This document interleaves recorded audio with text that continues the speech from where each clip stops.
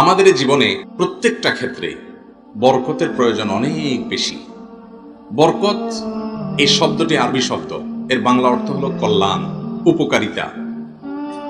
যে কোনো কিছুতে বরকত হওয়ার মানে হলো সেই বস্তুতে উপকারিতা থাকা, কল্যাণ থাকা, আল্লাহর তরফ থেকে সেখানে ভালোর ফায়সালা হওয়া।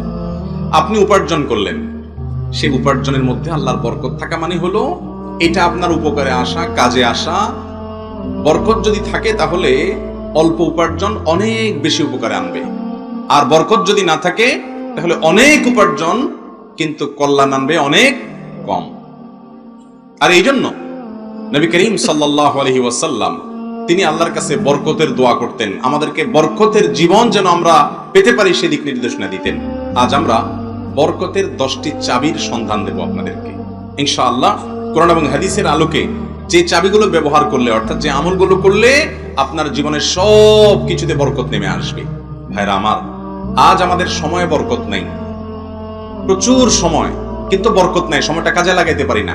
কেমনে কেমনে দিন শেষ হয়ে যায়, কিভাবে মাসটা পার হয়ে যায়, দেখতে দেখতে বছরটা চলে যায়, এমনকি দেখতে দেখতে জীবনের গুরুত্বপূর্ণ অংশ চলে গেছে। অ্যাচিভমেন্ট বা অর্জন তেমন কিছু খুঁজে পাওয়া যায় না। ঠিক একইভাবে আমাদের জীবনে দেখা যায় উপার্জনে বরকত নাই, এত কামাই করি, সারাদিন কাজ করি কিন্তু বরকত নাই। আছে না নাই এ রোগ? নবী করিম সাল্লাল্লাহু আলাইহি সাল্লামের একটা হাদিস থেকে বোঝা যায় যে এমনও সময় আসবে, এমনও মানুষ থাকবে যে 2 হাত দিয়ে উপার্জন করবে, চতুর্পাশ থেকে পয়সা কামাই করতে থাকবে, কিন্তু দিন শেষে কোনো বরকত সে খুঁজে পাবে না। কোত্থেকে কোথায় কি হয়ে গেল খবর নেই। একইভাবে আমাদের জীবনে প্রত্যেকটা বিষয়ে, পরিবারের মধ্যে বরকত নাই, আমাদের অর্থের মধ্যে বরকত নাই, আমাদের জীবনের মধ্যে বরকত নাই, আমাদের সময়ের মধ্যে বরকত নাই, আমাদের কোনো কিছুতে, এমনকি আমলের মধ্যে বরকত পাওয়া যায় না। এই বরকতহীন জীবন আমাদের মধ্যে কেন আসছে? কারণ বরকত পাওয়ার জন্য যা দরকার সে কাজগুলো আমরা করি না।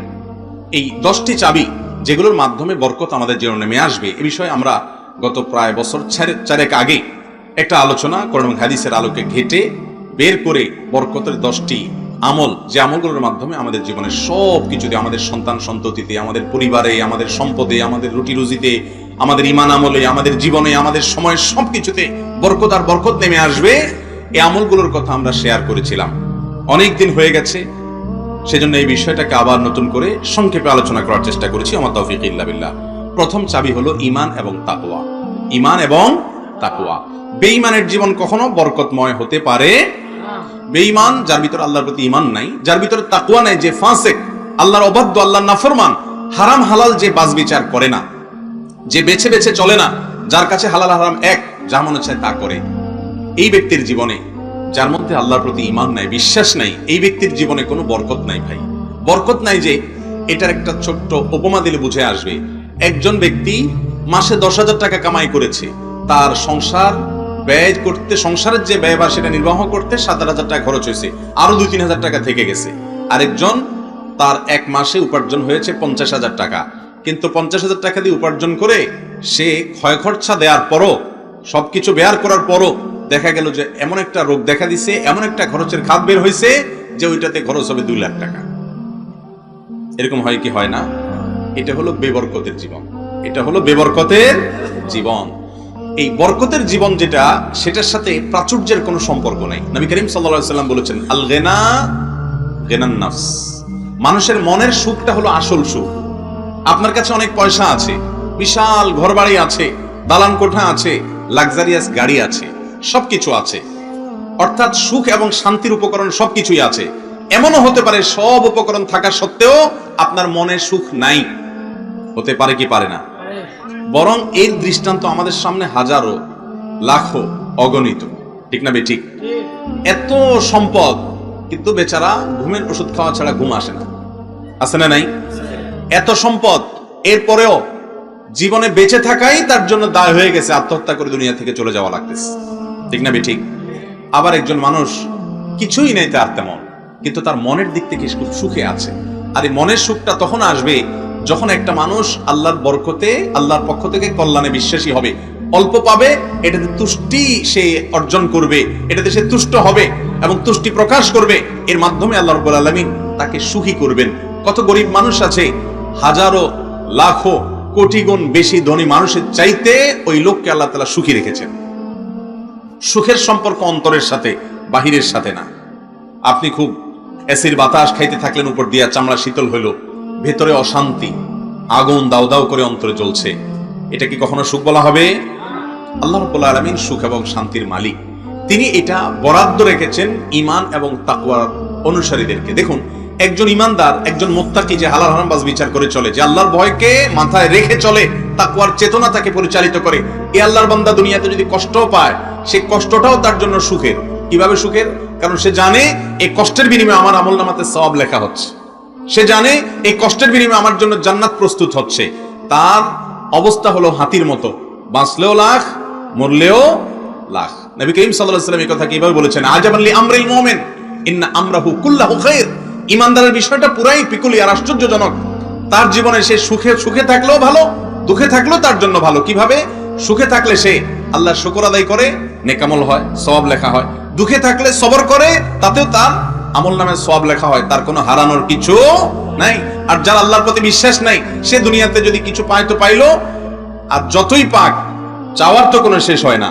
তার শুধু চাওয়া থাকে, আরো আকাঙ্ক্ষা থাকে, তার মানে অভাব থেকেই যায়, মনের দিক থেকে শান্তি আসে না।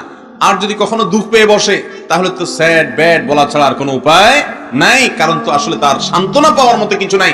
ঈমানদার যত দুঃখে দুঃখী হোক, সে জানবে আশাদ্দুন নাসি বালাআন আল আমবিয়া ওয়া সুম্মাল আমসালু ফাল আমসাল। দুনিয়াতে সবচেয়ে বেশি বিপদগ্রস্ত ছিলেন নবীরা।